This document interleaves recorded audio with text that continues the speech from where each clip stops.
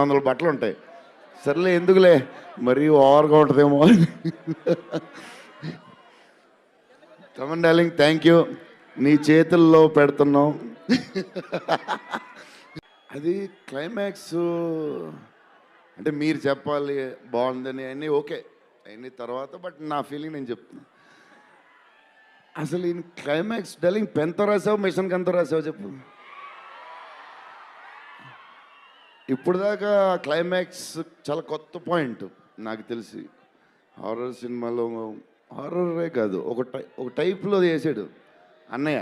ఎలా చేసావు మరి? మేమైతే ఎక్సైడ్ ఉన్నాం మరి, అది మీరు చెప్పాలి తర్వాత, అది ఇంపార్టెంట్. ఏదేమైనా మనకి డార్లింగ్ 15 ఏళ్ళ తర్వాత ఎంటర్టైన్మెంట్ ఇచ్చాడయ్యా. మరి